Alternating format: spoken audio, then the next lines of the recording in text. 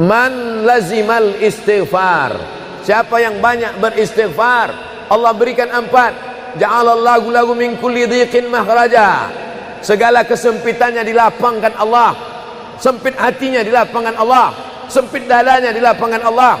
Wali wa min kulli hammin faraja, segala kesusahannya diberikan Allah kemudahan. Susah rezekinya, susah hidupnya, susah pikirannya, susah urusannya, dimudahkan Allah. Wa razaqahu min haitsu la yahtasib, diberi Allah rezeki dari jalan yang tidak disangka-sangka, yang tidak diduga-duga, datang rezeki itu. Siapa yang menjanjikan? Nabi Muhammad SAW. Nabi bicara dari mana? Wa ma yantiqu 'anil hawa in huwa illa wahyun yuha. Dia bicara bukan mengikuti hawa nafsunya, melainkan dari wahyu yang dibawa oleh Jibril dari Allah Subhanahu wa taala. Memperbanyak istighfar. Yang keempat, wa ma kana Allahu mu'adzibahum wa hum yastaghfirun. Allah tidak akan menurunkan azab wa hum yastaghfirun selama mereka mau beristighfar. Oleh sebab itu, kenapa tsunami tidak datang? Kenapa gunung tidak meletus? Kenapa air yang dari laut tidak naik ke darat? Kenapa tidak terjadi gempa bumi? Masih ada di Sidrap yang beristighfar. Masih ada orang yang bangun malam, salat sunat taubat menjelang subuh. Wabil ashari hum yastaghfirun. Menjelang azan subuh, di waktu sahur dia memperbanyak istighfar. Sependek-pendeknya astaghfirullah, agak panjang astaghfirullahalazim, lebih panjang astaghfirullahalazim alladzi la ilaha illa huwal hayyul qayyum wa atubu ilaih. Yang lebih afdal sayyidul istighfar, Allahumma anta rabbi la ilaha illa anta khalaqtani wa ana 'abduka wa ana 'ala 'ahdika wa wa'dika mastata'tu a'udzu bika min syarri ma sana'tu abu'u laka bi ni'matika 'alayya wa abu'u bi dhanbi faghfirli fa innahu la yaghfiru dzunuba illa anta. Dibaca dia setelah subuh, dijaga Allah sampai zuhur. Dibaca setelah zuhur, dipelihara sampai asar. Dibaca selepas asar, dijaga sampai maghrib. Dibaca sehabis maghrib, dijaga sampai isya. Dibaca habis isya, dijaga sampai subuh. Allahumma anta rabbi la ilaha illa anta khalaqtani wa ana 'abduka, aku hambamu, wa ana 'ala ahdika, aku dalam perjanjian denganmu, wa wa'dika, aku dalam MOU denganmu, mastata'tu, sesuai kemampuanmu. Abu ulaka bi ni'matika alayya, aku datang menghadapmu dengan nikmatmu, nikmat mata, nikmat telinga, nikmat otak, nikmat hati, nikmat buah pinggang, nikmat kaki, nikmat tangan. Wa abu bi dzambi, tapi justru aku datang membawa dosa. Aku datang membawa nikmat, tapi justru aku datang membawa dosa. Dosa telinga, dosa mata, dosa lidah, dosa hati. Mestinya aku datang membawa nikmat, datang membawa pahala. Wa abu bi dzambi, tapi justru aku datang membawa dosa. Tapi aku yakin dan percaya, fa innahu la yaghfiru dzunuba illa anta, tak ada yang bisa mengampunkan segala dosa kecuali engkau. Di musim pandemi yang selama ini selesai sholat hanya 3 kali saja. Assalamualaikum warahmatullah, assalamualaikum warahmatullah, astaghfirullahaladzim, astaghfirullahaladzim, astaghfirullahaladzim. Diperbanyak istighfar. Wallahi, kata Nabi Muhammad SAW, Nabi bersumpah, wallahi demi Allah, inni la astaghfiru ila rabbi wa atubu ilaih. Aku beristighfar kepada Allah, aku bertaubat kepada Allah mi'ata marrah, 100 kali sehari semalam. Jadi kita pun bisa beristighfar 100 kali sehari semalam. Kalau kita hitung jari kita ini sendinya ada 20, 1, 2, 3, 4, 5, 6, 7, 8, 9, 10, 11, 12, 13, 14, 15, 16, 17, 18, 19, 20. 20 sendi. Habis sholat kita isi 20 istighfar. Habis subuh 20, habis zuhur 20, habis asar 20, habis maghrib 20, habis isya 20, ditambah doa 20, ditambah tahajud 20, ditambah witir 20, ditambah bangun tidur malam 20. Hanya sekali putaran tulang-tulang sendi. Kata Nabi, likulli sulama minkum sedekah, setiap tulang-tulang sendi ini mesti ada sedekahnya. Apa maksud sedekah tulang sendi? Sedekah orang kaya dengan uangnya, sedekah kita dengan sedekah tulang sendi. Astaghfirullahalazim, astaghfirullahalazim, astaghfirullahalazim, astaghfirullahalazim, astaghfirullahalazim. Allah menjanjikan balasan-balasan yang disampaikan oleh Nabi Muhammad sallallahu alaihi wasallam. Tapi di antara yang paling afdal di antara zikir ini semua adalah afdalu dzikri la ilaha illallah. Tidak ada zikir yang paling afdal daripada la ilaha illallah. Maka kita baca la ilaha illallah, la ilaha illallah, la ilaha illallah, ditutup dengan kalimat haqqin 'alaiha nahya, dengan itu kita hidup, wa 'alaiha namutu, dengan itu kita mati, wa bi'anu ba'su, dengan itu kita akan dibangkitkan di padang mahsyar. Hidupnya dengan la ilaha illallah, matinya dengan la ilaha illallah. Kenapa disebut hidupnya dengan la ilaha illallah? Karena waktu awal hidupnya ayahnya mengazankan ke telinganya, asyhadu an la ilaha illallah. Itulah makna alaiha nahya, dengan itu kita hidup. Kenapa disebut alaiha namutu, dengan itu kita mati? Karena matinya ditalqinkan ke telinga sebelah kanan, la ilaha illallah. Matinya pun dengan la ilaha illallah. Wa bi'anu ba'su, nanti dia dibangkitkan di padang mahsyar juga dengan kalimat la ilaha illallah. Tapi jangan lupa, orang yang hanya berkata la ilaha illallah tidak diakui Islamnya. Orang yang hanya berkata la ilaha illallah tidak diterima amalnya sebelum dia sepasang dengan Muhammadur Rasulullah. Oleh sebab itu maka solawat, apalagi hari ini hari Jumat, Sayyidul Ayyam, kata Nabi, perbanyaklah solawat pada hari Jumat. Allahumma salli ala Sayyidina Muhammad wa ala ali Sayyidina Muhammad. Allahumma salli ala Sayyidina Muhammad wa ala ali Sayyidina Muhammad. Allahumma salli ala Sayyidina Muhammad wa ala ali Sayyidina Muhammad. Khusus pada hari Jumat. Hari yang lain kita berselawat, tapi pada hari Jumat maka kita perbanyak solawat, solawat, solawat, solawat. Inna salatakum ma'rudatun alayya. Solawat kamu dari rumah kamu, dari tempat kamu bersolawat. Solawat orang sidrap dibawa ke Masjid Nabawi. Salawat orang sidrap dibawa ke makam Nabi. Allahumma salli ala Sayyidina Muhammad dari Masjid Agung Sidrap dibawa ke Masjid Nabawi di kota Al-Madinah Al-Munawwarah. Lalu kemudian sahabat bertanya, kaifa salatuna ma'rudatun alaika wa qad arimta? Bagaimana salawat kami dibawa ke makammu padahal engkau sudah mati, meninggal dunia? Bukankah orang yang mati itu tidak hidup? Bukankah orang mati itu dimakan cacing tanah? Apa jawab Nabi? Innallaha harramal arda ajsadal anbiya. Allah mengharamkan tanah memakan jasad para nabi. Jadi sahabat Nabi itu rasional. Sahabat Nabi itu berpikir. Sahabat Nabi itu bukan hanya diam. Sahabat Nabi itu bukan hanya nerima saja. Sahabat Nabi itu bertanya, bagaimana mungkin salawat kami bisa dibawa ke makammu padahal kau sudah mati dimakan cacing tanah? Nabi menjawab, innallaha harramal arda ajsadal anbiya. Allah mengharamkan tanah memakan jasad para nabi. Hari Jumat, pagi Jumat, petang Jumat, malam Jumat, memperbanyak salawat lebih daripada hari biasanya. Allahumma salli ala Sayyidina Muhammad wa ala ali Sayyidina Muhammad. Membaca surat Al-Kahfi. Man qara'a surat Al-Kahfi yaumal jumu'ati. Siapa yang membaca surat Al-Kahfi hari Jumat, pagi Jumat, siang Jumat, sore Jumat, malam Jumat, adha'a lahu min nur. Allah berikan dia cahaya, pencerahan, terang pandangannya, terang matanya, terang pikirannya, terang hatinya. Kalau sudah gelap, kita suntuk. Makanya anak kecil tidak boleh mati lampu. Kalau ada anak kecil malam mati lampu, napasnya bisa sesak. Kenapa sesak? Sempit dadanya. Itu maknanya kalau Allah kasih kita terang cahaya karena membaca surat Al-Kahfi hari Jumat. Tapi jangan sampai menyuruh orang baca surat Al-Kahfi, ternyata yang ceramah ini belum baca surat Al-Kahfi. Bacalah surat Al-Kahfi. Ustaz sudah baca? Oh, saya ngajak aja. Enggak. Sebelum ceramah saya baca dulu. Malam Jumat, tadi malam. Habis sholat tahajud, duduk, baca surat Yasin, baca surat Al-Kahfi. Supaya waktu menyampaikannya plong. Karena kalau kita hanya menyuruh saja tidak mengamalkannya, terasa di dalam hati. Bacalah surat Al-Kahfi. Pembohong. Oleh sebab itu saya mengajak, tapi saya sudah baca duluan. Man qara'a surat Yasin lailatal Jum'ah. Siapa yang membaca surat Yasin malam, tidak hanya malam Jumat.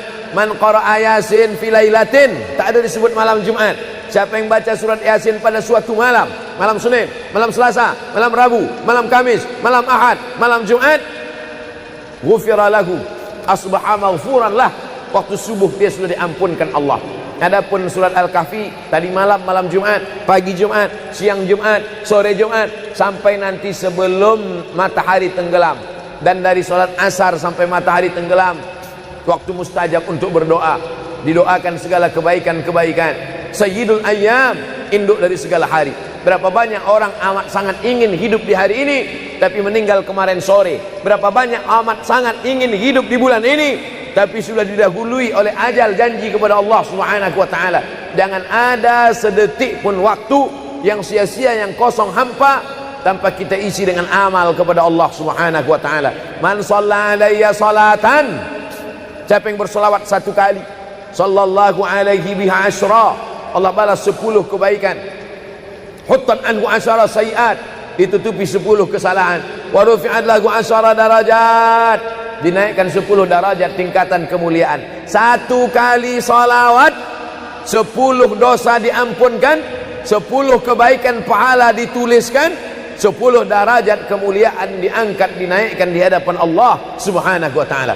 Oleh sebab itu maka hari ini kita perbanyak selawat, pertemuan selawat, berjumpa dengan orang berselawat. Dan kita memang melakukan tradisi-tradisi itu. Ketika ada orang mau menikah berselawat, anaknya akikah berselawat, acara walimah berselawat, khatib khutbah Jumat kalau tidak berselawat batal Jumatnya. Orang yang sedang sholat kalau dia tidak berselawat, menurut mazhab Syafi'i batal sholatnya. Orang yang berdoa kalau tidak berselawat, doanya tergantung tidak dikabulkan Allah. Majlis kita kalau tidak ada selawat, maka majlis itu berubah menjadi majlis antanajifah, majlis mangkai, majlis busuk, majlis berbau. Oleh sebab itu tidak ada cara lain menolak ini semua adalah dengan cara bersolawat, solawat dan solawat. Itu poin yang ketiga. Poin yang keempat, di antara menjauhkan kita dari bala ini, tolak bala ini adalah shadaqatus sirri tadfa'u mitatassu. Sedekah menolak bala, mati su'ul khatimah. Makanya dulu kita ada istilah sedekah tolak bala. Sedekah menolak musibah, sedekah menolak bencana, sedekah menolak wabah. Oleh sebab itu maka yang selama ini biasa bersedekah kepada anak yatim, biasanya menyambut Ramadan, jangan lagi tunggu bulan Ramadan, datangi rumah anak yatim, makan mereka, sembako beras mereka, masukkan ke dalam karung 10 kilo, gula sekilo, minyak sekilo, susu saset, ikan sarden, masukkan, berikan. Ini dengan niat menolak segala musibah, segala bencana, segala wabah. Orang-orang yang mati itu kalau dia ditanya Allah Subhanahu wa taala, hai mayit, hai orang yang mati, seandainya ku kasih kau hidup lagi, mau apa tidak? Mereka amat sangat ingin hidup. Apa kata mereka? Kami ingin hidup. Laula akhartani ila ajalin qarib, kasihlah kami hidup ya Allah qarib, sebentar, sekejap, semenit, sedetik saja. Kalau aku kasih kau hidup, kau mau apa? Kata Allah. Mereka menjawab, dalam Al-Quran diceritakan, laula akhartani ila ajalin qarib, kalau kau kasih aku hidup walaupun sedetik saja, fa as-saddaqa, aku mau bersedekah ya Allah. Kenapa orang mati itu tidak berkata, kasih aku hidup sedetik saja, aku mau haji dan umrah? Tidak ada. Kasih aku sedetik saja, aku mau pergi berjihad? Tidak. Kasih aku sedetik saja, aku mau sholat sepanjang malam? Tidak. Mereka mengatakan, fa as-saddaqa, aku mau bersedekah. Mengapa orang mati itu kalau dihidupkan mau bersedekah? Dijawab oleh para ulama, karena haji dan umrah balasannya nanti setelah hisab masuk surga. Al-hajjul mabrur, haji yang mabrur, laisa lahu jaza illal jannah, balasannya surga. Tapi sedekah balasannya sudah didapatkan ketika dikubur. Begitu mati masuk kubur langsung dapat balasan sedekah. Itulah makanya kata Nabi, idza matal insan, kalau manusia mati, inqata'a, putus amalnya. Tapi ada yang tak putus, shadaqatun jariyah, sedekah yang mengalir. Belum bangkit dari kubur, belum padang mahsyar, belum hisab, belum timbangan amal, belum meniti titian siratal mustaqim, balasannya sudah nampak. Itu kehebatan sedekah dibandingkan amal yang lain. Oleh sebab itu sedekah ini luar biasa. Shadaqatus sirri tadfa'u mitatassu, sedekah menolak mati su'ul khatimah, sedekah menolak bala. Man lazimal istighfar, siapa yang banyak beristighfar, Allah berikan 4. Ja'alallahu lahu min kulli dhiqin makhraja, segala kesempitannya dilapangkan Allah, sempit hatinya dilapangkan Allah, sempit dadanya dilapangkan Allah. Wali wa min kulli hammin faraja, segala kesusahannya diberikan Allah kemudahan. Susah rezekinya, susah hidupnya, susah pikirannya, susah urusannya, dimudahkan Allah. Wa razaqahu min haitsu la yahtasib, diberi Allah rezeki dari jalan yang tidak disangka-sangka, yang tidak diduga-duga, datang rezeki itu. Siapa yang menjanjikan? Nabi Muhammad SAW. Nabi bicara dari mana? Wa ma yantiqu 'anil hawa in huwa illa wahyun yuha. Dia bicara bukan mengikuti hawa nafsunya, melainkan dari wahyu yang dibawa oleh Jibril dari Allah Subhanahu wa taala. Memperbanyak istighfar. Yang keempat, wa ma kana Allahu mu'adzibahum wa hum yastaghfirun. Allah tidak akan menurunkan azab wa hum yastaghfirun selama mereka mau beristighfar. Oleh sebab itu, kenapa tsunami tidak datang? Kenapa gunung tidak meletus? Kenapa air yang dari laut tidak naik ke darat? Kenapa tidak terjadi gempa bumi? Masih ada di Sidrap yang beristighfar. Masih ada orang yang bangun malam, salat sunat taubat menjelang subuh. Wabil ashari hum yastaghfirun. Menjelang azan subuh, di waktu sahur dia memperbanyak istighfar.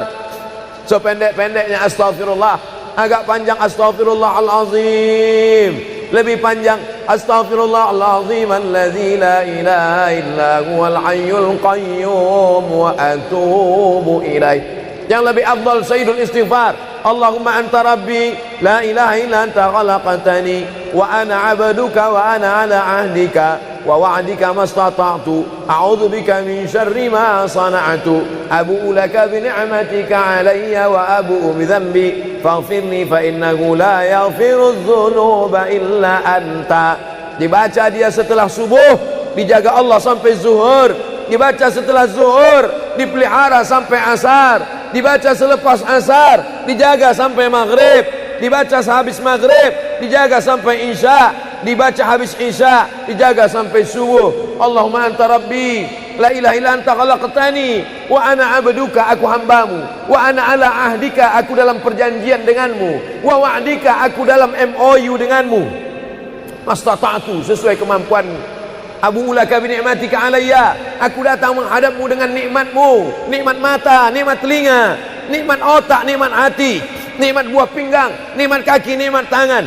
Wa abu bi dzambi, tapi justru aku datang membawa dosa. Aku datang membawa nikmat, tapi justru aku datang membawa dosa. Dosa telinga, dosa mata, dosa lidah, dosa hati.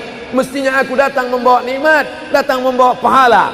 Wa abu bi dzambi, tapi justru aku datang membawa dosa. Tapi aku yakin dan percaya, fa innahu la yaghfiru dzunuba illa anta, tak ada yang bisa mengampunkan segala dosa kecuali engkau. Di musim pandemi yang selama ini selesai sholat hanya 3 kali saja. Assalamualaikum warahmatullah, assalamualaikum warahmatullah, astaghfirullahaladzim, astaghfirullahaladzim, astaghfirullahaladzim.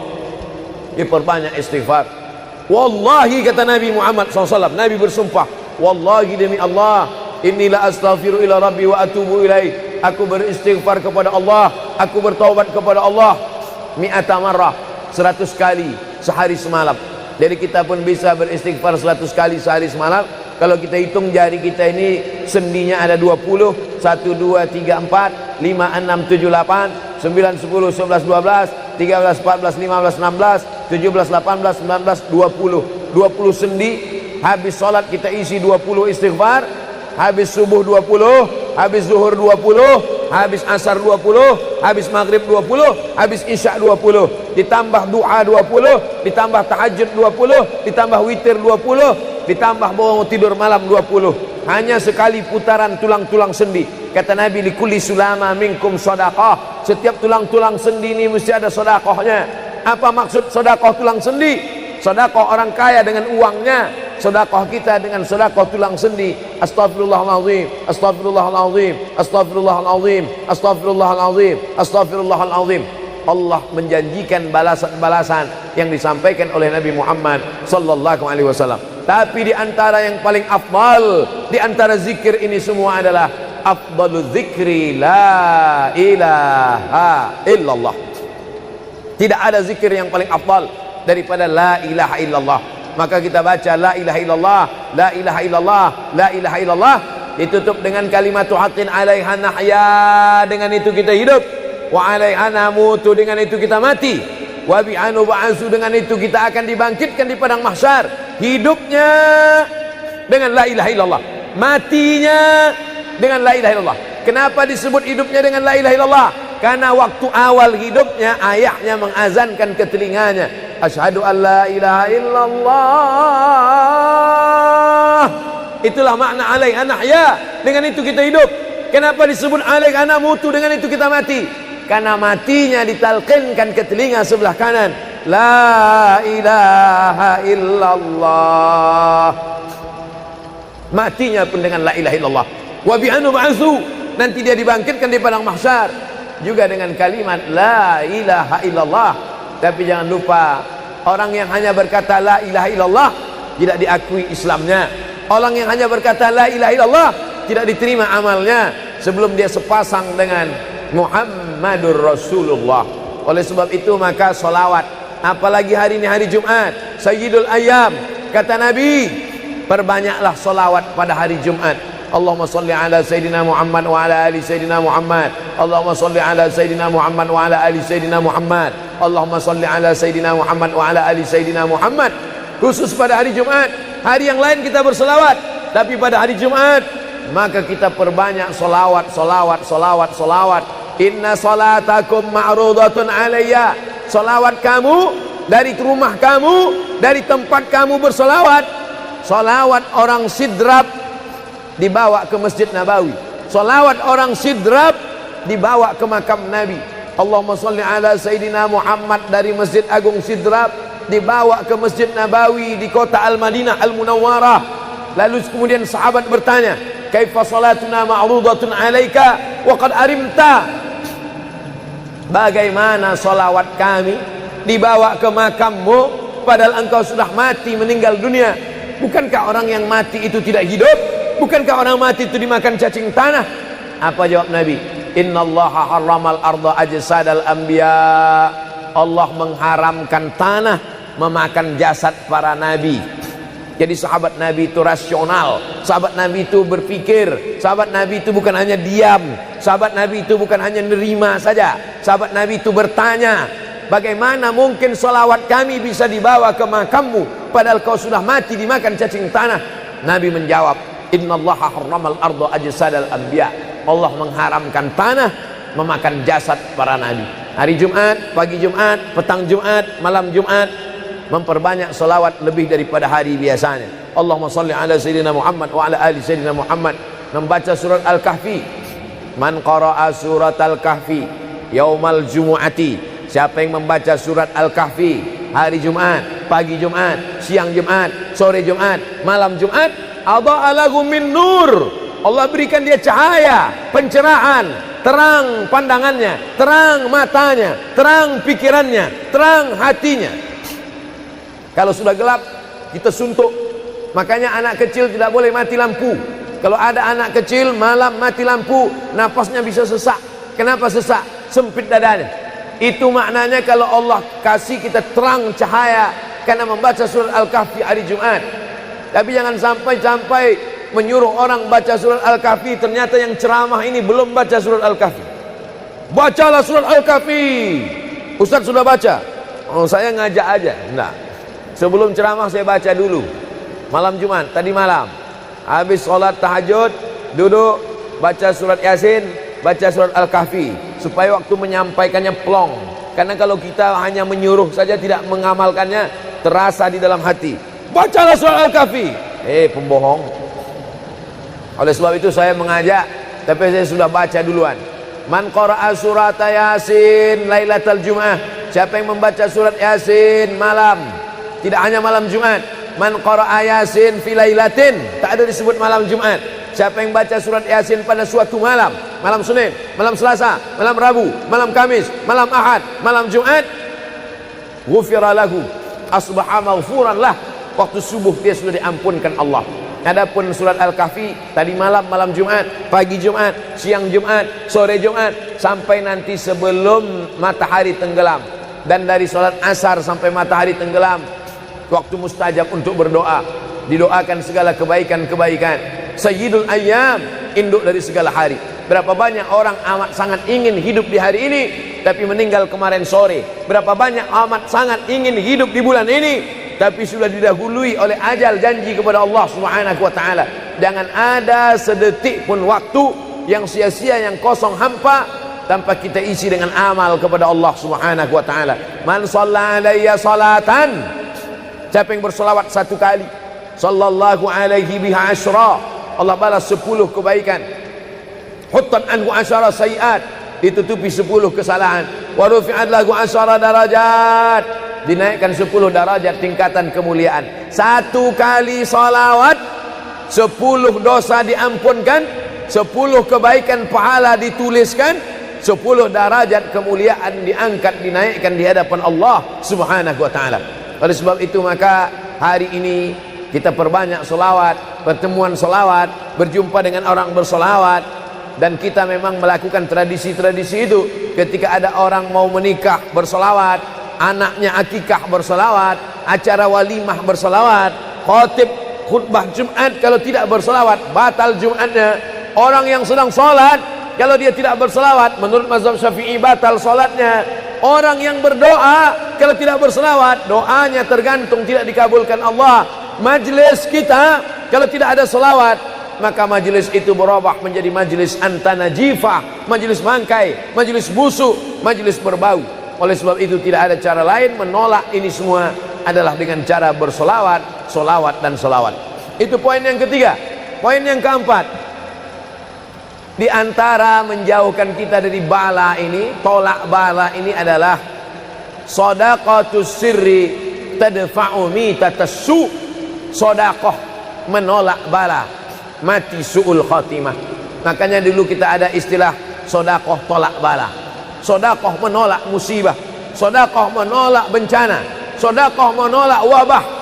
Oleh sebab itu maka yang selama ini biasa bersedekah kepada anak yatim, biasanya menyambut Ramadan, jangan lagi tunggu bulan Ramadan, datangi rumah anak yatim, makan mereka, sembako beras mereka, masukkan ke dalam karung 10 kilo, gula sekilo, minyak sekilo, susu saset, ikan sarden, masukkan, berikan. Ini dengan niat menolak segala musibah, segala bencana, segala wabah. Orang-orang yang mati itu kalau dia ditanya Allah Subhanahu wa taala, hai mayit, hai orang yang mati, seandainya ku kasih kau hidup lagi, mau apa tidak? Mereka amat sangat ingin hidup. Apa kata mereka? Kami ingin hidup. Laula akhartani ila ajalin qarib, kasihlah kami hidup ya Allah qarib, sebentar, sekejap, semenit, sedetik saja. Kalau aku kasih kau hidup, kau mau apa? Kata Allah. Mereka menjawab, dalam Al-Quran diceritakan, laula akhartani ila ajalin qarib, kalau kau kasih aku hidup walaupun sedetik saja, fa as-saddaqa, aku mau bersedekah ya Allah. Kenapa orang mati itu tidak berkata, kasih aku hidup sedetik saja, aku mau haji dan umrah? Tidak ada. Kasih aku sedetik saja, aku mau pergi berjihad? Tidak. Kasih aku sedetik saja, aku mau sholat sepanjang malam? Tidak. Mereka mengatakan, fa as-saddaqa, aku mau bersedekah. Mengapa orang mati itu kalau dihidupkan mau bersedekah? Dijawab oleh para ulama, karena haji dan umrah balasannya nanti setelah hisab masuk surga. Al-hajjul mabrur, haji yang mabrur, laisa lahu jaza illal jannah, balasannya surga. Tapi sedekah balasannya sudah didapatkan ketika dikubur. Begitu mati masuk kubur langsung dapat balasan sedekah. Itulah makanya kata Nabi, idza matal insan, kalau manusia mati, inqata'a, putus amalnya. Tapi ada yang tak putus, shadaqatun jariyah, sedekah yang mengalir. Belum bangkit dari kubur, belum padang mahsyar, belum hisab, belum timbangan amal, belum meniti titian siratal mustaqim, balasannya sudah nampak. Itu kehebatan sedekah dibandingkan amal yang lain. Oleh sebab itu sedekah ini luar biasa. Shadaqatus sirri tadfa'u mitatassu, sedekah menolak mati su'ul khatimah, sedekah menolak bala. Alhamdulillah, Allahumma salli ala Sayyidina Muhammad wa ala ali Sayyidina Muhammad. Kullu amrin zibalin, semua amal yang baik, walam yubda' bihamdillah, kalau tidak diawali dengan alhamdulillah, pujian kepada Allah, fahuwa aqta', maka amal itu putus. Makna putus, putus sampai di dunia saja, tak boleh dibawa sebagai bekal menghadap Allah.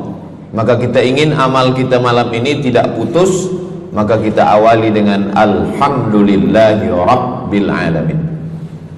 Setiap majlis kalau tidak disebut namanya, maka majlis itu antanajifah, majlis yang busuk, majlis bau, majlis bangkai.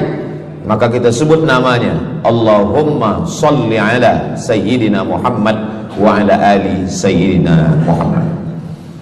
Laisa minna, bukan golongan kami, kata Nabi SAW. Man lam yarham saghirana, sesiapa yang tidak sayang kepada budak anak kecil, walam ya'rif syarafa kabirina, tidak hormat kepada orang tua, maka dia tidak diperakui sebagai umat Nabi Muhammad SAW.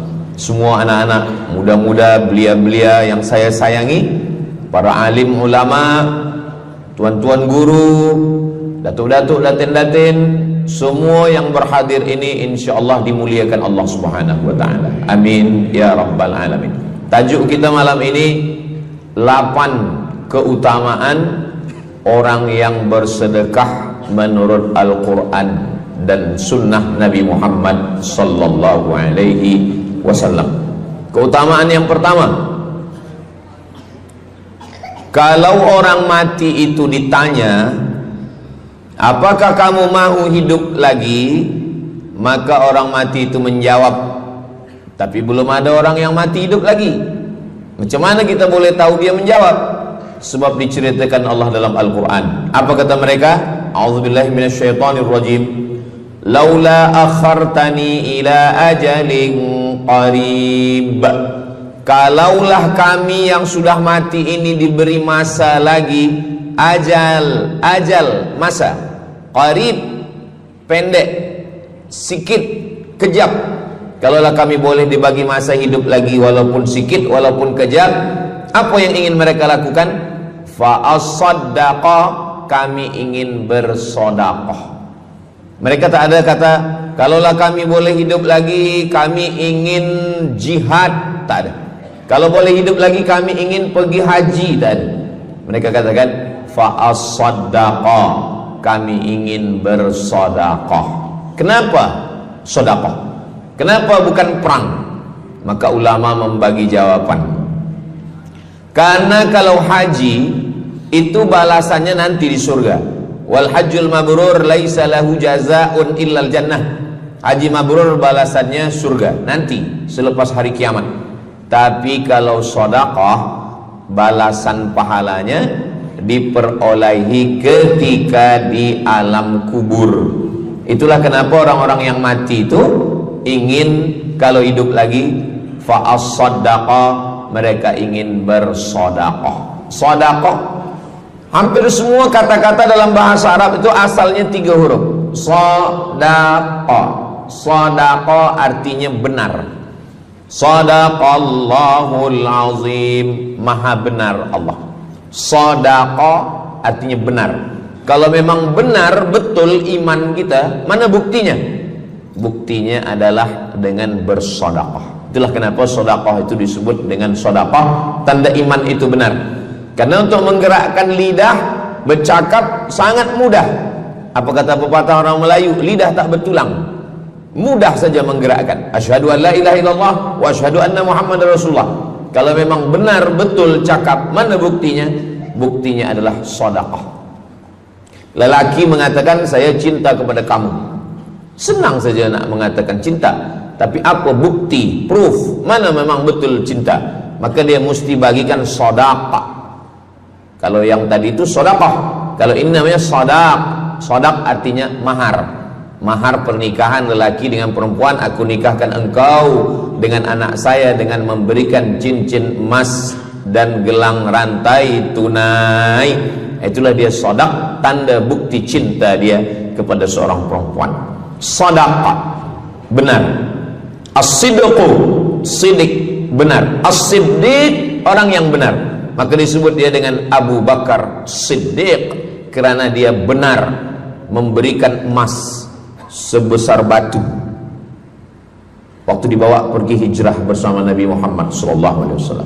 Maka dia disebut dengan Siddiq kerana dia benar imannya dengan memberikan sedekah. Tapi ada makna siddiq yang lain, ketika yang lain mendustakan Nabi, tak percaya kepada Isra Mi'raj, dialah orang yang percaya, maka disebut dia dengan Siddiq. Siddiq dari kata sadaq, benar, karena iman dia yang benar. Mana bukti, proof bahwa iman dia benar? Dia bersedekah, membagikan emasnya sebesar batu. Nama dia Abu Bakar Siddiq. Nama ayah dia Abu Quhafah. Ayah dia tak Islam. Apa kata ayah dia? Habislah emas Abu Bakar itu dibawa Muhammad sallallahu alaihi wasallam. Anak Abu Bakar itu namanya Asma. Asma, mana emas ayah kamu? Dah habis dibawa Muhammad. Dia benci betul dengan Nabi Muhammad. Datang Asma, dia ambil batu, dia masukkan ke dalam kain. Kata Asma, emas ayah tu masih ada dalam kain, Datuk. Lalu Abu Quhafah memegang. Abu Quhafah ni buta, dia tak nampak. Oh ya, masih ada lagi. Rupanya emas itu sudah dibawa hijrah bersama Rasulullah sallallahu alaihi wasallam. Makanya kata Nabi, "Lau anfaqa ahadukum mithla Uhudin zahaban." Seandainya ada di antara kamu yang boleh berwakaf emas walaupun sebesar Bukit Uhud. Bukit Uhud itu panjangnya 7 km.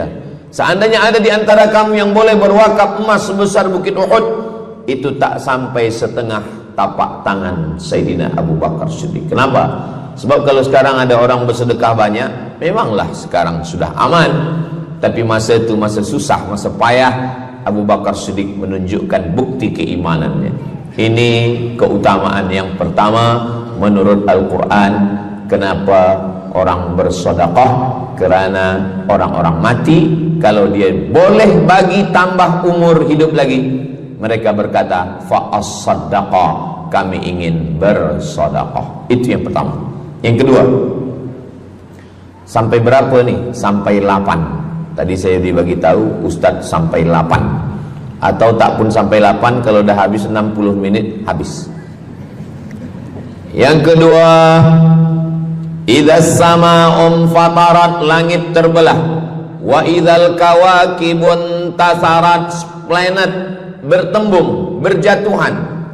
Wa idzal biharu fujirat, lautan diletupkan, tsunami namanya. Wa idzal quburu bu'athirat, semua yang dikubur dibangkitkan. Selepas itu kita pun bangkit dari kubur. Innama amruhu idza arada syai'an ayyakula lahu kun fayakun. Bila kita bangkit, tak ada atap, tak ada dinding, tak ada pokok kayu, semua gunung-gunung macam bulu kambing dihembus angin. Wa takunul jibalu kal ihnil manfush, macam bulu kambing dihembus angin. Di mana kita bernaung, di mana kita berlindung? Kata Nabi sallallahu alaihi wasallam. Ini yang kedua.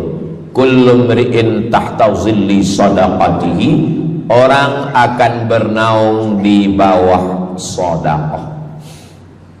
Bukan bernaung di bawah haji, bukan bernaung di bawah sembahyang, bukan bernaung di bawah puasa, tapi tempat bernaung atap adalah sedekah. Tapi jangan sebab kita kaji sedekah malam ni, esok subuh tak sembahyang. Awak tak sembahyang, kita bernaung di bawah sedekah. Betul, memang bernaung di bawah sedekah, tapi tiangnya sembahyang. As-salatu imaduddin, sembahyang, salat itu adalah tiang daripada agama. Maka tempat kita berlindung, tempat kita bernaung nanti adalah sedekah. Ada yang tenggelam kerana peluh saking panasnya, ada yang tenggelam kerana peluh sampai ke lutut, ada sampai ke pinggang, ada sampai ke leher, ada yang tenggelam habis. Tapi ada orang yang merasa sejuk, selesa. Kenapa? Kullu mri'in tahta zilli sadaqatihi, orang akan bernaung di bawah sedekah. Orang-orang yang membina masjid, macam mana mahalnya masjid, jutaan ringgit, maka ketika dia mati menghadap Allah Subhanahu wa taala, semua kepanasan, semua terik, matahari sejengkal dari ubun-ubun kepala, tapi ada orang yang tahta zilli sadaqatihi, dia akan bernaung di bawah sedekah. Mudah-mudahan panjang umur, Allah bagi kita rezeki supaya kita boleh bernaung di bawah sedekah kita nanti insyaallah.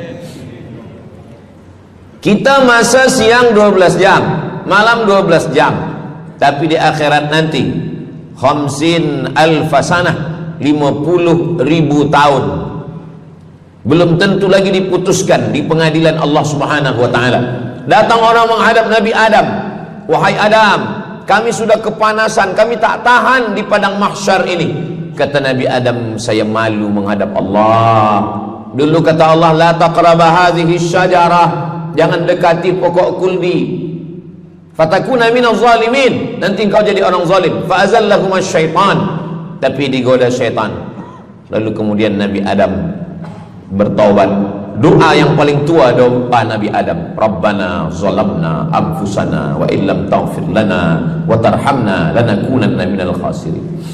Datang mereka menghadap kepada Nabi Nuh. Cepatlah Nabi Nuh menghadap kepada Allah supaya diputuskan mahkamah ini. Kata Nabi Nuh, saya malu menghadap Allah. Anak saya Kan'an, masa saya panggil, ya bunayya, wahai anak saya Kan'an, irkam ma'ana, ayo mari naik ke atas perahu sampan ayah. Apa kata Kan'an? Sa'awi ila jabali ya'simuni minal ma, saya naik sampan, saya naik ke atas bukit, saya akan selamat. Rupa-rupanya hujan 40 hari 40 malam tenggelam. Kita belum lagi 40 hari 40 malam, baru 2 hari buaya dah naik ke jalan. Macam mana 40 hari 40 malam? Maka saat itu, saat anaknya Kan'an akan tenggelam, apa kata Nabi Nuh? Ya Rabbi, ya Allah, inna bni min ahli, itu anakku ya Allah. Allah marah. Apa kata Allah? Innahu laisa min ahlik, dia bukan anakmu. Innahu amalun ghairu salih, karena amal dia tak baik. Nabi Nuh malu menghadap Allah. Datang mereka kepada Nabi Musa alaihissalam. Kata Nabi Musa, saya pun malu menghadap Allah kerana perbuatan Bani Israel, umat saya jahat. Mereka datang menghadap Nabi Isa. Kata Nabi Isa, saya malu menghadap Allah kerana mereka menyembah saya selepas saya meninggalkan mereka. Pada akhirnya mereka datang menghadap Sayyidina wa Maulana wa Syafi'ina Muhammad sallallahu alaihi wasallam. Hanya Nabi Muhammad lah yang berani menghadap Allah. Sebab apa? Sebab dia umatnya. Maka walaupun kita umat yang paling kecil, umur paling pendek, badan paling tidak bertenaga, tapi kita adalah umat yang pertama nanti yang akan diputuskan perkara, dan kita adalah umat yang pertama akan masuk ke dalam surga Allah Subhanahu wa ta'ala.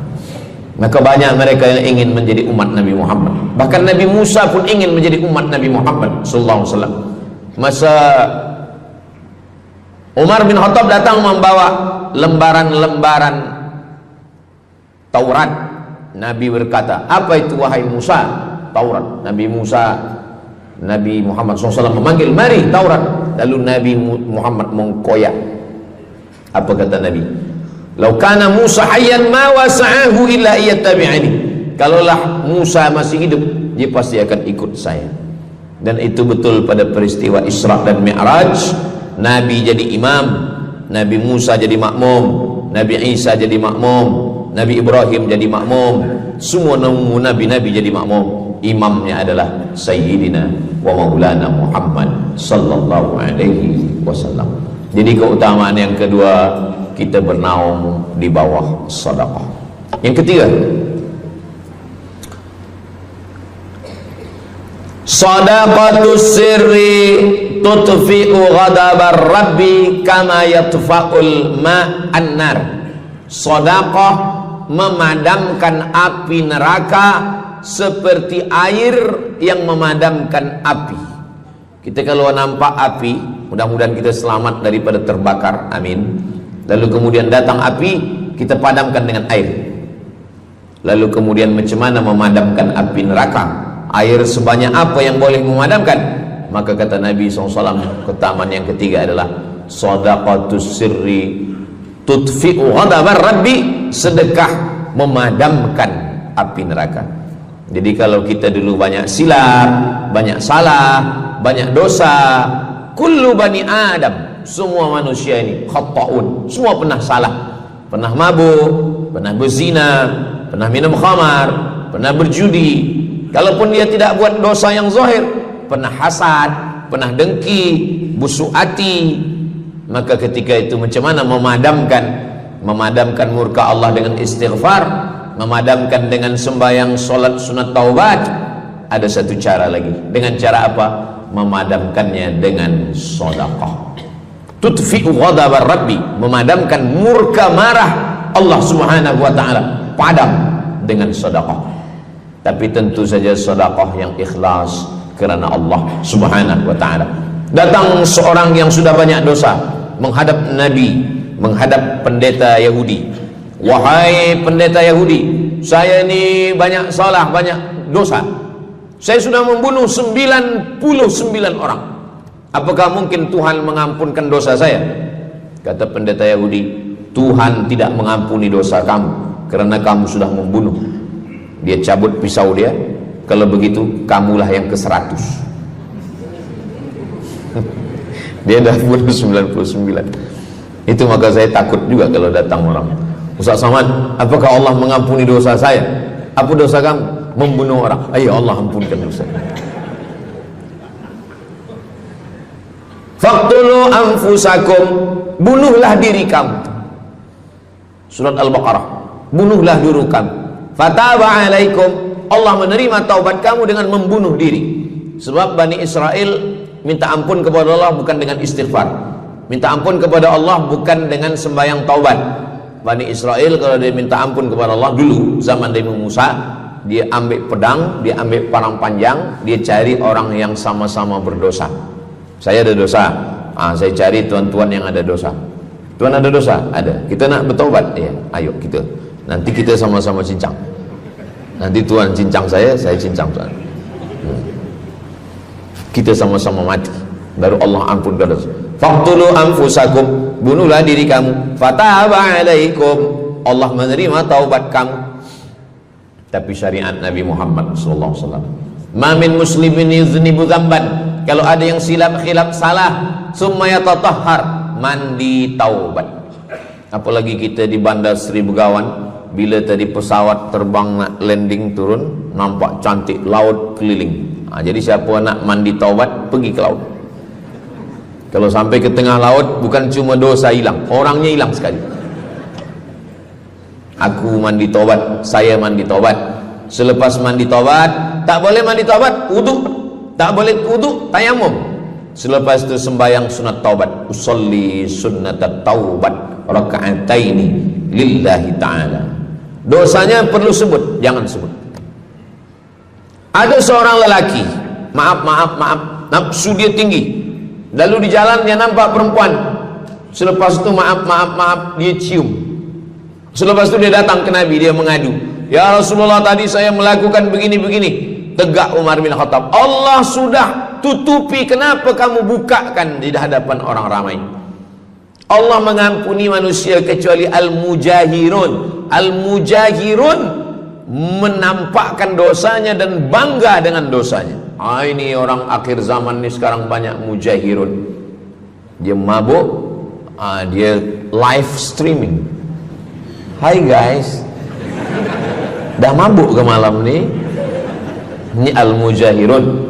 Maka ulil amri mesti ambil hukum.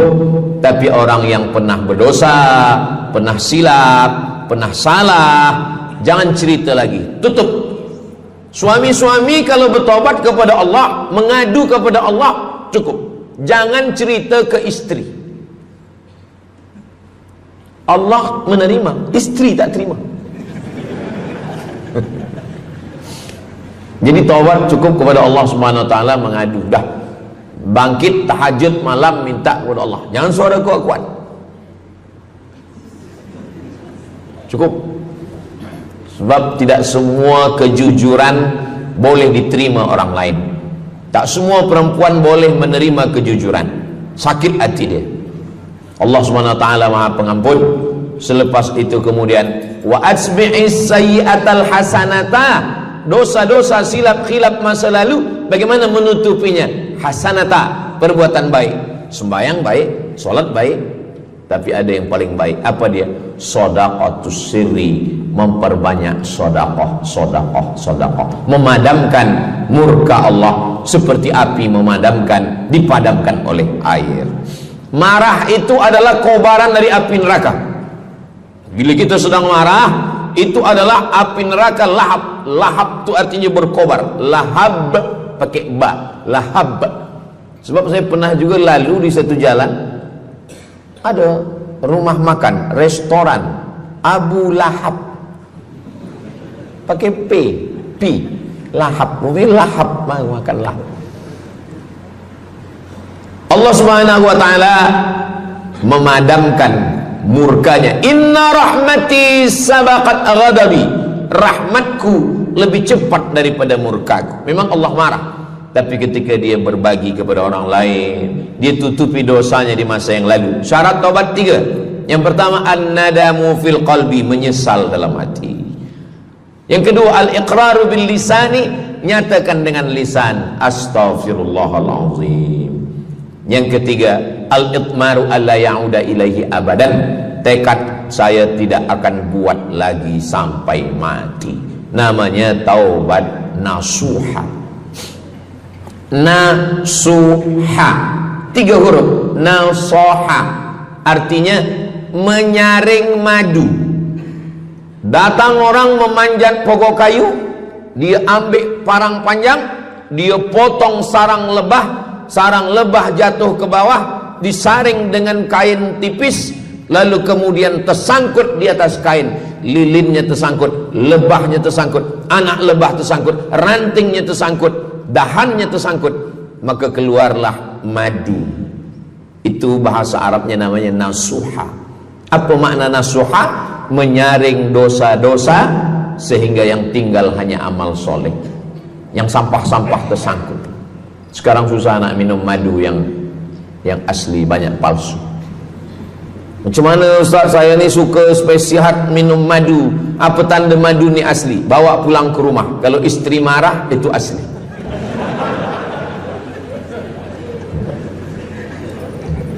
Yang keempat, ini jangan diingat, lupakan.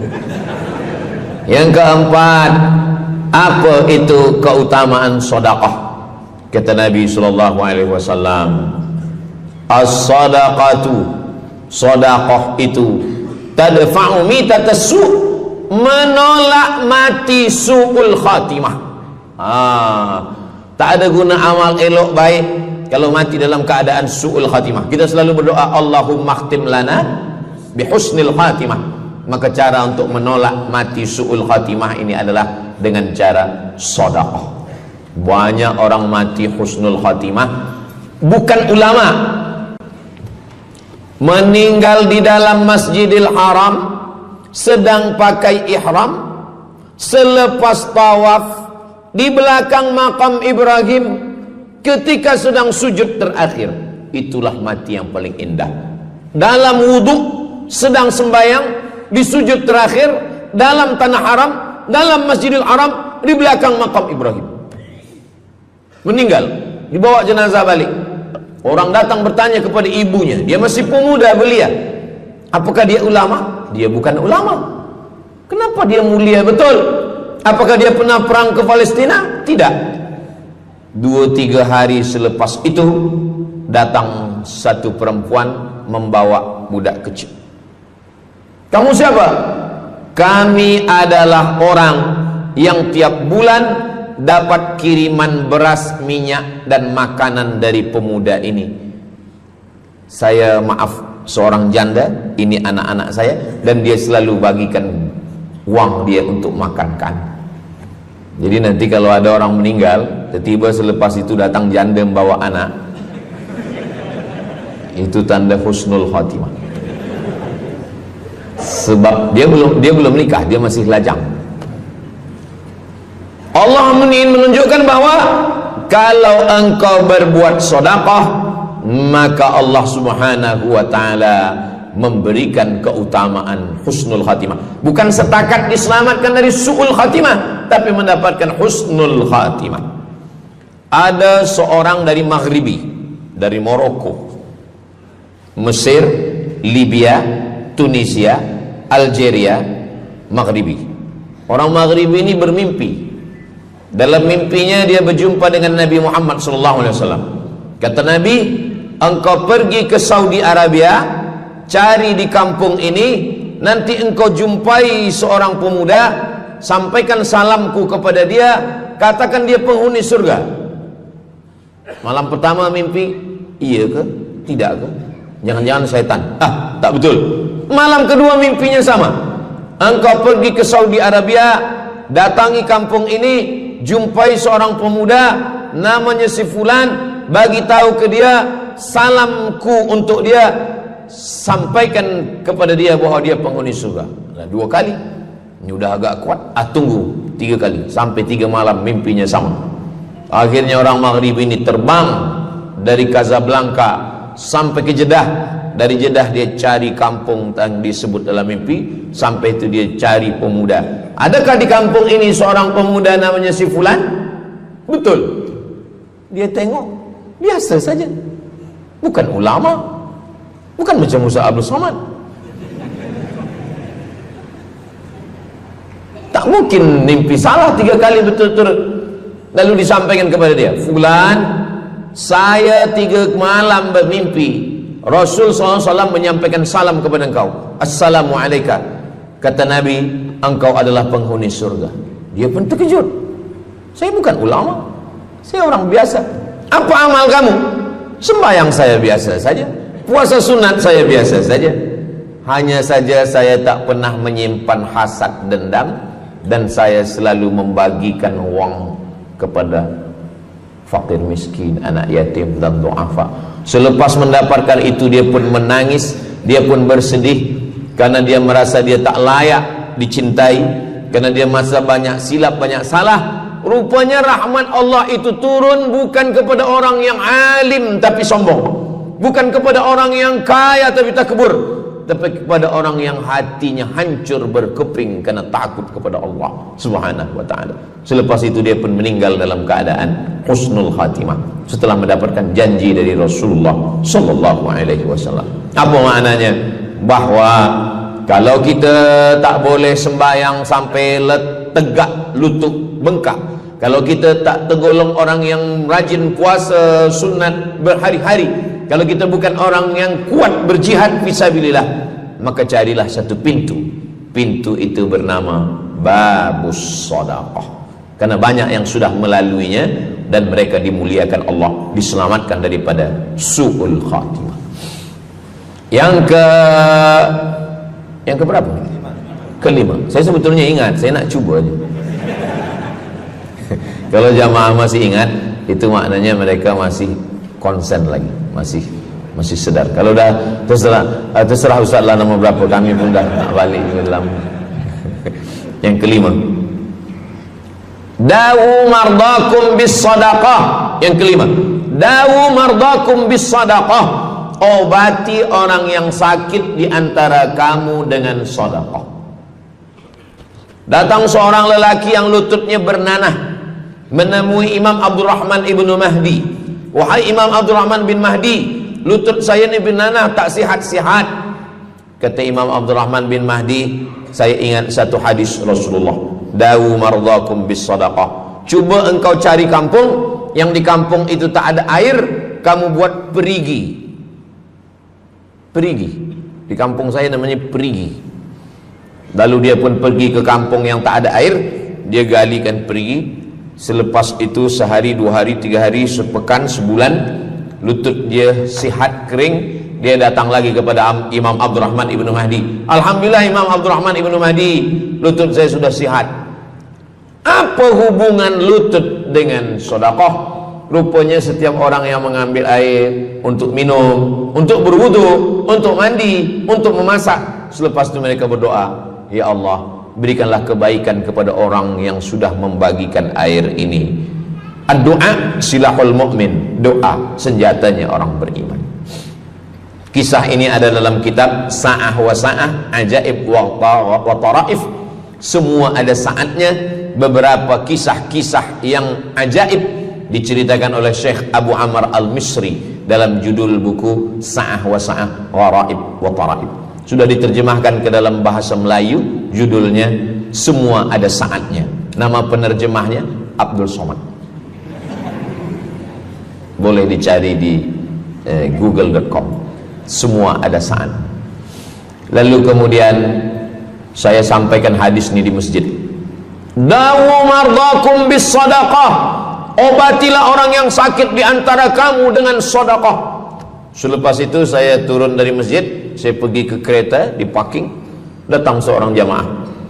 Memang yang Ustaz sampaikan tadi betul. Kata saya, memang betul. Takkan saya sampaikan tak betul? Apa maksud awak? Betul. Istri saya kena sakit kista sebesar duit di dalam, maaf, rahim dia. Kata doktor, ini mesti diambil. Kalau tidak dia makin besar, makin besar.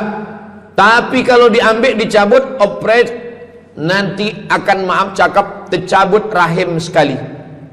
Dan kalau rahim tercabut, maka nanti tidak boleh mengandung. Mendengar itu istrinya menangis. Suaminya tersenyum. Yang senyum budak kecil pula.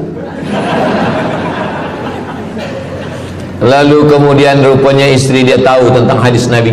Dawu mardakum bis sadaqah. Obatilah orang yang sakit dengan bersedekah. Maka dia pun bersedekah, bersedekah, bersedekah, bersedekah. Selepas itu mereka pergi lagi medical check up ke hospital. Sampai di hospital dicek USG, rupanya kista itu makin kecil, kecil, kecil, kecil dan hilang. Doktor tu pula bertanya balik, awak makan apa? Saya makan nasi, kata dia. Minum apa? Minum teh tarik.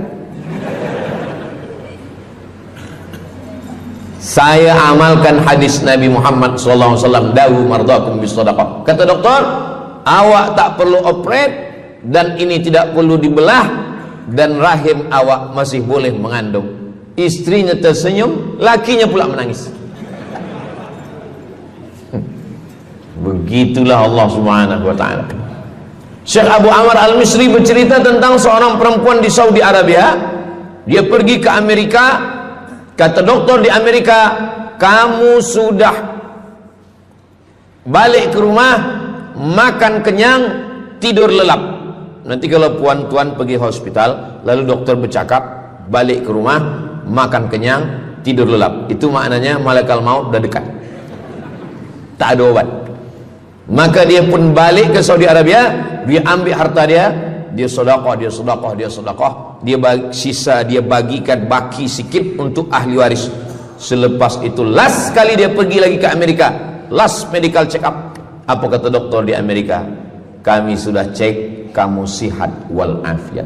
Banyak sekali orang-orang yang diberikan Allah Subhanahu wa taala keutamaan dengan sedekah, mukjizat bahwa Nabi SAW sudah meninggal dunia, tapi mukjizatnya masih ada sampai akhir zaman ini. Di antaranya adalah dawu mardakum bis sadaqah, obatilah orang yang sakit di antara kamu dengan bersedekah. Yang ketujuh, yatsba'ul mayyita salasun, yang mengiringi mayat orang mati ke liang lahat ada tiga. Yang pertama mal, bahasa Arabnya mal, orang kita menyebut mall, harta. Yang mengiringi manusia ke liang lahat, yang pertama maluhu, harta. Yang kedua ahluhu, istri, anak, menantu, kawan, jiran, sahabat. Yarji'usnani, yang dua ni balik ke rumah, anak balik, istri balik, kereta balik, semua balik. Wa yabqa wahidun, yang kekal hanya satu. Apa dia? Yang kekal hanya satu, itulah dia sedekatuh. Sedekah lah yang kekal. Itulah kenapa orang-orang meninggal dunia. Kita di atas dunia ini, kata Nabi, baina sittin wa sab'in. Kita hidup di atas dunia ini antara sittin, 60, sab'in, 70. 60, 70, 60, 70. Kalau umur 30, ada berjumpa jamaah umur 30 yang dia soal, dah berbini ke? Bini? Belum. Oh. Awak dah menikah? Belum. Apa belum nikah lagi? Kejap lagi Ramadan. Takkan jaga subuh? Macam mana nak sembahyang? Macam mana nak sahur? 30. Bila 40, soalan sudah berubah. Saya ni diabetes, saya ni kolesterol, saya ni. Bila masuk 50, dah mula tanya, saya ni rabun, tak nampak lagi. Bini pun kadang tak nampak. Bini orang nampak. Bila 60, mendengar tazkirah Ustaz Somad, kunci satu, jangan tersinggung. Ada beberapa jamaah tersinggung, balik meninggal.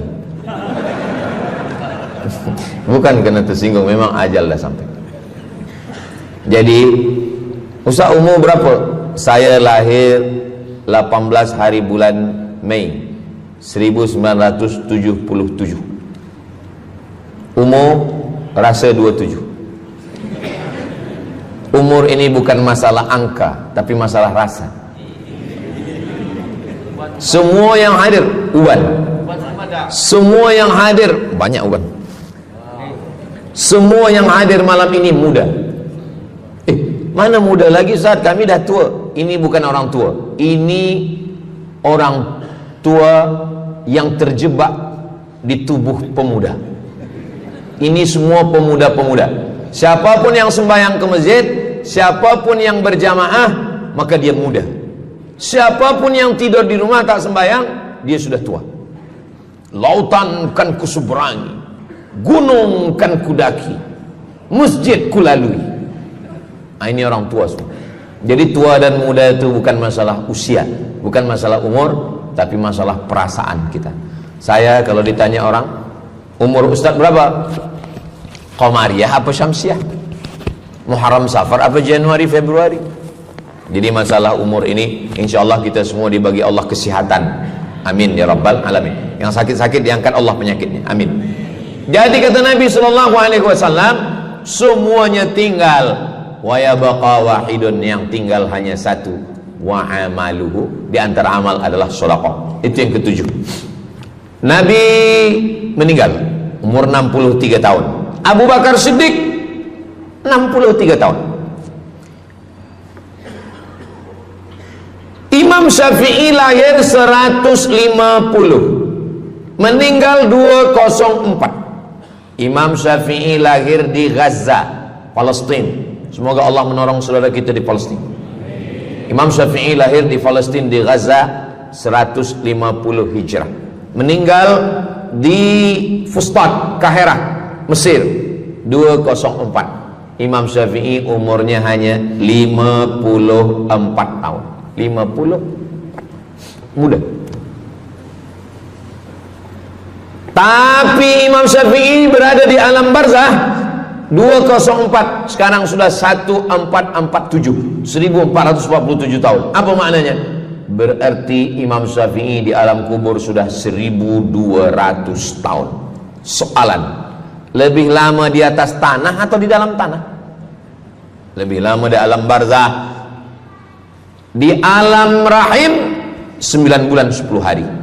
Di alam dunia 63 tahun. Kalau sampai di alam kubur menunggu hari kiamat. Imam Syafi'i sudah 1200 tahun. Tapi setiap detik, setiap menit, setiap jam, dari maghribi sampai ke Nusantara, semua orang menyebut nama Syafi'i, Syafi'i, Syafi'i, Syafi'i. Setiap kampung ada nama orang Syafi'i. Setiap kawasan ada nama orang Syafi'i. Begitulah mulianya Imam Syafi'i. Kita, seandainya kita mati, berapa lama lagi kita di alam barzakh? Dulu ada yang mengatakan kiamat 2012, rupanya tak jadi.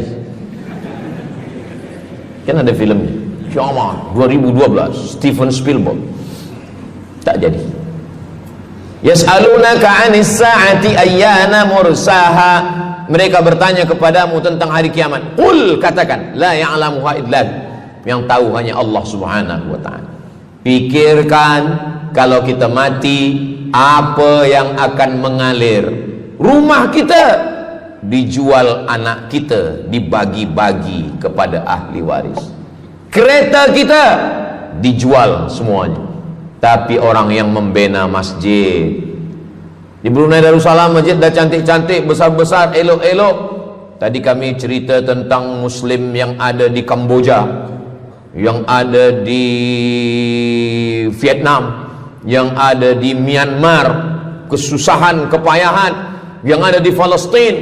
Itu kalau kita tolong, mengalir sampai hari kiamat. Kita fikirkan apa yang akan mengalir selepas kita mati menghadap Allah Subhanahu wa ta'ala.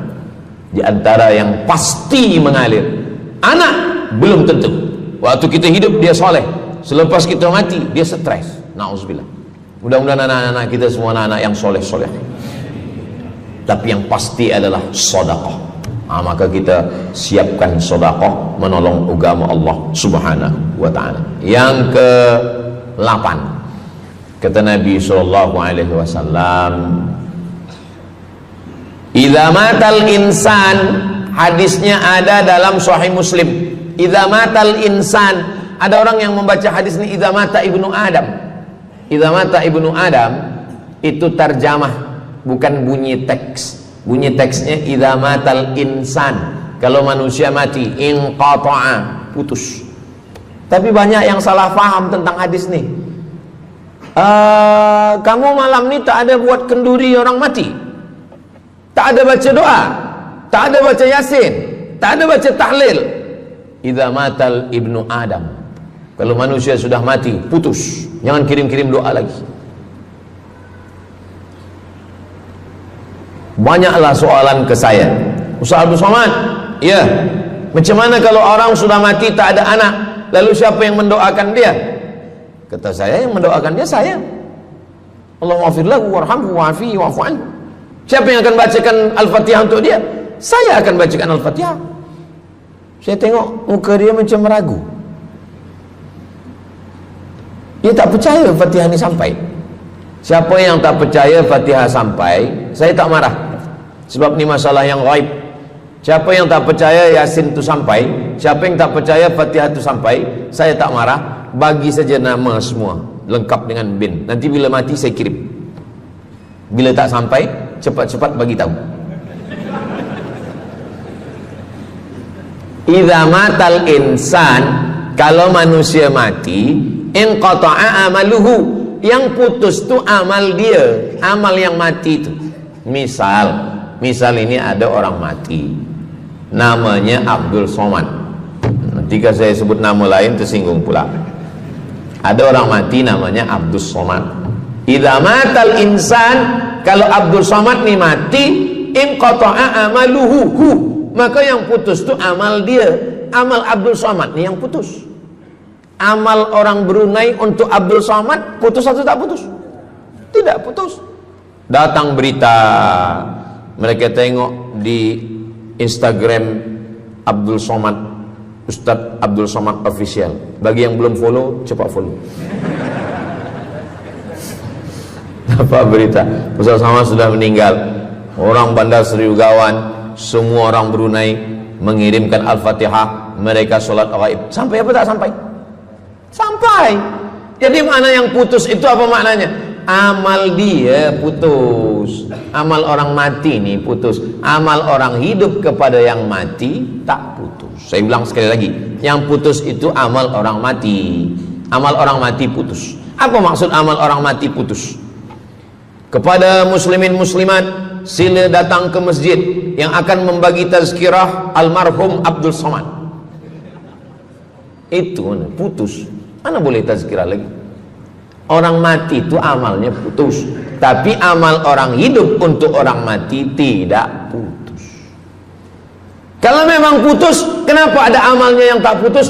Ada amal dia yang tak putus. Ini Abdul Somad mati dia, amal dia semuanya putus, tapi ada amal dia yang tak putus. Pertama, shadaqatun jariyah. Sedekah itu kan amal dia, tak putus. Sedekah dia bina masjid dia, sedekah dia tahfiz Quran. Budak-budak tahfiz Quran itu menghafal Quran, jadi tuan guru, punya murid, punya pondok, maka tak putus. Amal dia tapi tak putus. Yang kedua, ilmun yuntafa'u bih, mengajar dia, diamalkan orang, tak putus. Waladun solihun, anak soleh. Anak soleh itu maksudnya, anak soleh itu kan amal dia. Nah, itu yang banyak orang yang tak paham. Macam mana amal soleh, macam mana amal soleh itu amal kita? Macam mana anak soleh itu amal kita? Kalau istri, mohon maaf, kalau istri awak cuma awak tengok saja, apakah mungkin dia hamil? Nah, itu dah payah betul dah menjelaskan. Maknanya anak kita itu amal kita. Maka kalau kita mati, dia tetap mengalir. Bukan berarti doa orang lain tak sampai. Ini banyak orang salah faham. Selepas orang meninggal, tak usah baca doa lagi, tak usah Allah maafir lahu lagi, tak usah baca Yasin lagi, tak sampai. Maksud putus itu amal orang mati itu putus. Kalaulah putus amal orang hidup kepada orang mati, tak ada salat jenazah. Nanti kalau ada orang mengatakan tak usah baca doa, kita udah putus semua, nanti bila dia mati jangan sembahyangkan. Sebab sembahyang jenazah itu kan amal orang hidup untuk orang mati. Allahu Akbar, Allahu Akbar, Al-Fatihah, Allahu Akbar, salawat, Allahu Akbar, Allahumma fir lahu warhamhu wa'afihi wa'fu anhu, Allahu Akbar, Allahumma la tahrimna ajrahu wa la taftina ba'dahu wa waghfir lana wa lahu wa li ikhwanina alladhina sabaquna bil iman wa la taj'al fi qulubina ghillan lil ladzina amanu rabbana innaka ra'ufur rahim. Empat itu sampai, Al-Fatihah sampai, doa sampai, Al-Fatihah sampai, solawat sampai, doa takbir 3 sampai, doa takbir 4 pun sampai. Itu maknanya amal orang hidup sampai, tapi amal orang mati putus. Apakah orang mati itu tetap beramal? Orang mati tetap beramal, tapi katanya putus. Yang putus itu amal wajib. Sholat wajib, tak wajib lagi. Puasa wajib, tak wajib lagi. Adapun amal yang tak wajib, makanya kalau ada suami yang tak mau amal wajib, suruhlah dia mati. Mana dalil ustadz bahwa orang mati tetap beramal? Waktu Nabi Muhammad SAW Isra Mi'raj, Nabi Isra Mi'raj, Nabi tengok Nabi Musa sholat di dalam kuburnya. Padahal Nabi Musa sudah meninggal. Itu menunjukkan orang meninggal pun beribadah, tapi ibadah dia tidak wajib lagi.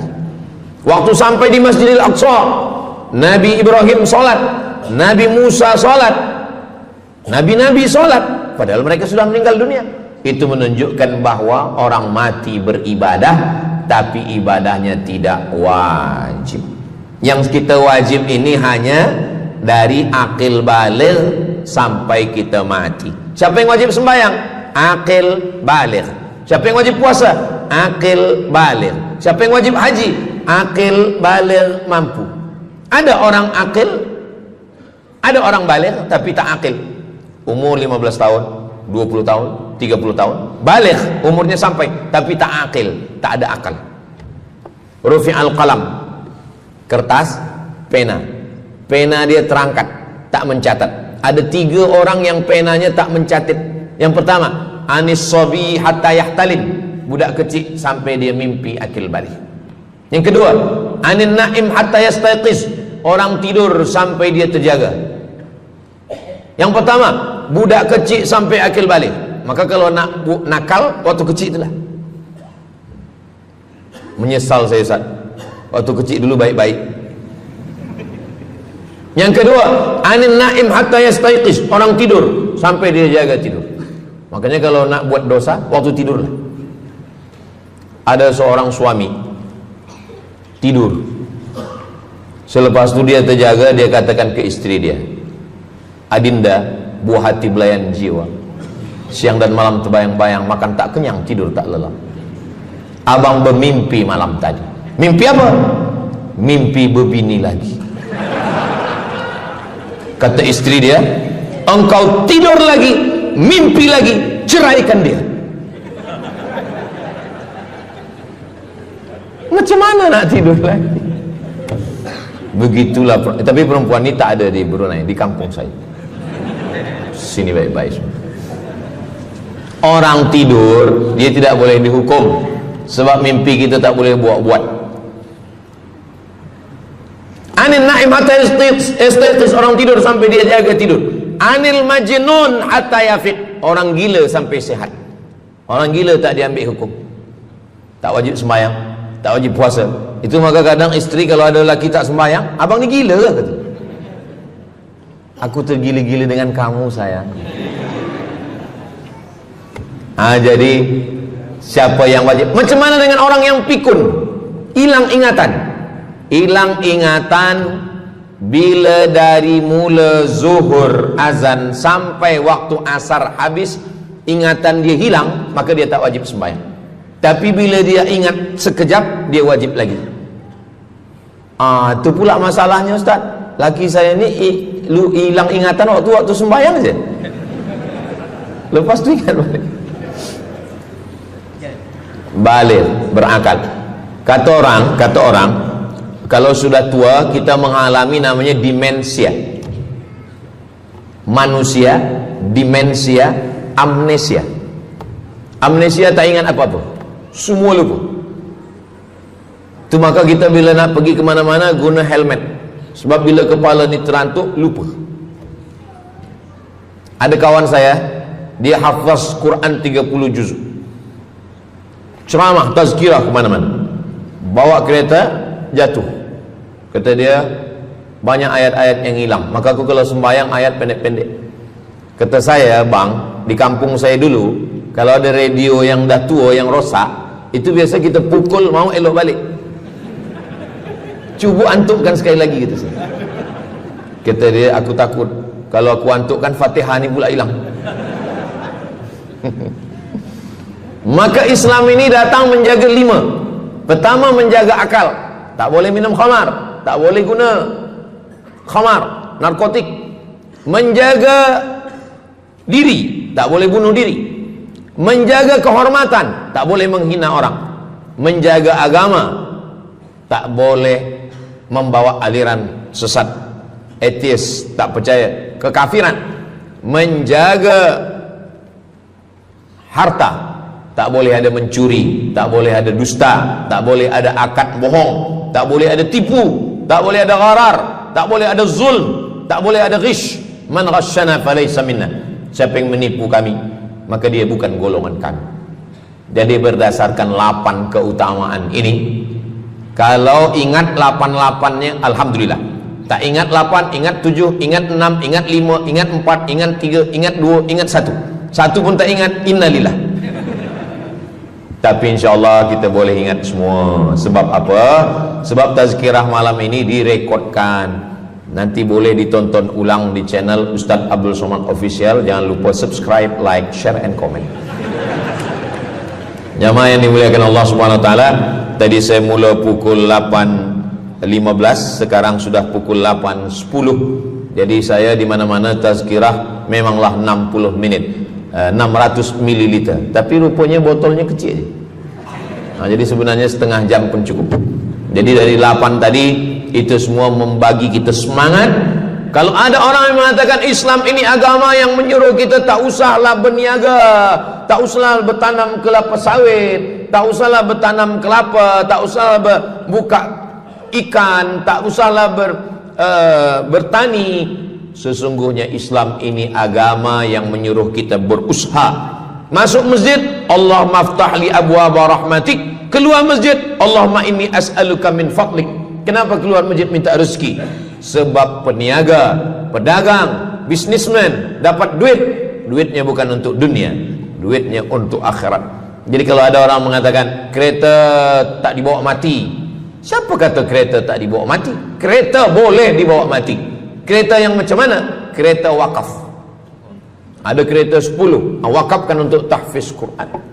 Masa emak saya meninggal,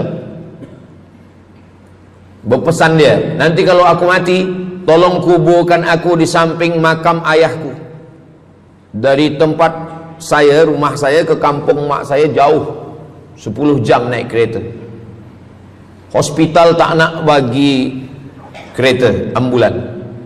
Maka selepas itu saya azam dalam diri saya, nanti kalau ada duit, kita buatkan kereta wakaf ambulan. Siapapun saja yang sakit meninggal, free, Alhamdulillah kami ada yayasan tabung wakaf umat namanya, 2 kereta ambulans sekarang. Siapapun yang sakit free. Naik kereta ni free, syaratnya 2, sakit mati. Alhamdulillah, sesiapa saja datang boleh. Jadi saya rasa sakit hati, dalam hati saya itu saya mesti azamkan, tekadkan ini. Begitu juga dengan tahfiz, guru-guru, cikgu-cikgu, pelajar-pelajar, buatkan kereta. Begitu juga dengan rumah. Apa kata orang? Untuk apa bina rumah elok-elok, rumah besar? Rumah tak dibawa mati. Rumah boleh dibawa mati. Rumah yang mana? Rumah tahfiz Quran. Assalamualaikum. Waalaikumsalam. Ustaz Abdul Somad, betul, saya ada rumah Ustaz, 9 bilik, 2 aras, parking lapang. Rumah siapa? Tak tahu. Ini rumah siapa Tuan? Tuan Haji. Rumah saya. Tuan Haji di mana sekarang? Saya di Surabaya, Ustaz Abdul Somad. Rupanya dia dulu kerja kilang minyak di Riau, Sumatera. Lepas pencen dia balik ke Jawa. Jadi rumah ni saya nak wakafkan. Wakafkan sekarang kami buat rumah tahfiz Quran. Pagi, petang, siang, malam orang hafaz Quran. Ini rumah boleh. Jadi kalau ada orang mengatakan tak usahlah cari harta banyak-banyak, harta tak dibawa mati. Harta dibawa mati dengan syarat diwakafkan, diinfakkan, disedekahkan. Yang paling tinggi zakat wajib. Di bawah zakat wakaf. Wakaf mesti ada 4. Orang yang berwakaf, orang yang menerima wakaf, harta yang diwakafkan, ada ijab dan qabul. Di bawah wakaf infak. Di bawah infak baru sedekah. Kenapa infak lebih tinggi daripada sedekah? Sebab infak adalah harta, sedangkan sedekah tak harta pun sedekah. Senyum itu sedekah. Makanya yang kalau ada box di depan masjid, box di tepi jalan, itu yang tepat ditulis box infak, jangan box sedekah. Sebab kalau box sedekah nanti orang senyum aja. Tabassumika fi wajhi akhika sedekah. Senyummu ke wajah saudaramu adalah sedekah. Tolong untuk dibaca Ustaz.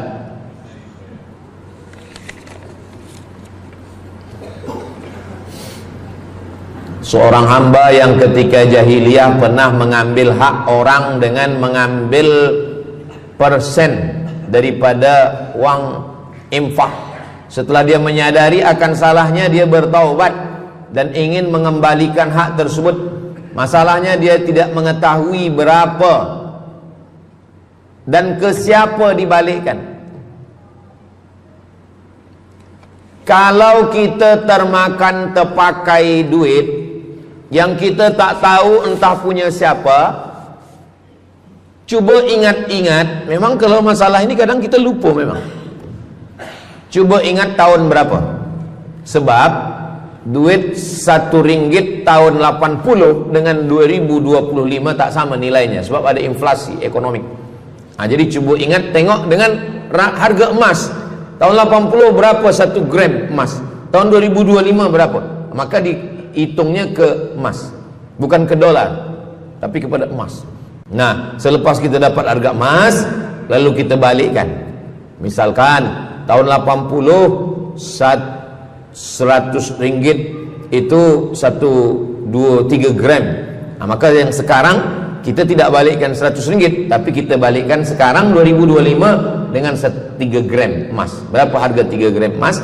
Lepas itu kita balikkan. Kalau kita tak tahu orangnya di mana, anak cucunya, ahli warisnya tak tahu, maka kita serahkan kepada masalih ammah. Masalih ammah artinya kepentingan umum. Pendidikan tahfiz Quran, sekolah, tempat anak yatim, tempat duafa fakir miskin, ke masjid, boleh. Tapi kalau kita bawa duit haram, duit tak jelas, kita serahkan saja. Datang, Tuan Guru bagi dah. Jangan sebut pula, Tuan Guru ni ada beberapa duit haram saya nak bagi ni. Serahkan. Begitu juga dengan orang yang menyimpan uang di bank yang bukan Islamic bank. Syukran, jazakumullah khair. Lalu kemudian dia duduk di negeri yang tak Islam, lalu kemudian dia letakkan di bank yang tak Islamik. Maka duit ini ada ada fawaid, ada bunganya. Riba haram. Kalau dia simpan di rumah dia takut hilang. Duit ini tak boleh dia makan, tak boleh dia belikan ke pakaian, tak boleh dia bagikan ke orang lain, maka dia serahkan kepada masalih ammah. Begitu kata Syekh Yusuf Al-Qardawi dalam kitab judulnya Fatawa Mu'asirah, fatwa-fatwa kontemporer, fatwa modern. Jadi masalih ammah, kepentingan umum, bukan untuk diri sendiri. Orang terhalang doanya sebab 3. Mat'amuhu haram, makanannya haram. Masyrabuhu haram, minumannya haram. Malbasuhu haram, pakaiannya haram. Wadhiya bil haram, dibagi makan haram. Jadi kalau kita selamatkan, insyaallah Allah pun menyelamatkan kita semua. Mudah-mudahan Allah bagi kita, anak cucu kita rezeki supaya kita boleh mengamalkan pintu sedekah ini. Salah satu pintu surga ada namanya babus sedekah. Orang yang masuk surga melalui pintu karena banyak bersedekah. Apakah orang mati itu tetap beramal? Orang mati tetap beramal, tapi katanya putus. Yang putus itu amal wajib. Sholat wajib, tak wajib lagi. Puasa wajib, tak wajib lagi. Adapun amal yang tak wajib, makanya kalau ada suami yang tak mau amal wajib, suruhlah dia mati. Mana dalil Ustadz bahwa orang mati tetap beramal? Waktu Nabi Muhammad SAW Isra Mi'raj, Nabi Isra Mi'raj, Nabi tengok Nabi Musa sholat di dalam kuburnya, padahal Nabi Musa sudah meninggal. Itu menunjukkan orang meninggal pun beribadah, tapi ibadah dia tidak wajib lagi. Waktu sampai di Masjidil Aqsa, Nabi Ibrahim sholat, Nabi Musa sholat, Nabi-Nabi sholat, padahal mereka sudah meninggal dunia. Itu menunjukkan bahwa orang mati beribadah, tapi ibadahnya tidak wajib. Yang kita wajib ini hanya dari akil baligh sampai kita mati. Siapa yang wajib sembahyang? Akil baligh. Siapa yang wajib puasa? Akil baligh. Siapa yang wajib haji? Akil baligh mampu. Ada orang akil, ada orang baligh tapi tak akil. Umur 15 tahun, 20 tahun, 30 tahun, baligh, umurnya sampai, tapi tak akil, tak ada akal. Rufi'al qalam, kertas, pena dia terangkat, tak mencatat. Ada 3 orang yang penanya tak mencatat. Yang pertama, anis sobi hatta yahtalim, budak kecil sampai dia mimpi akil balik.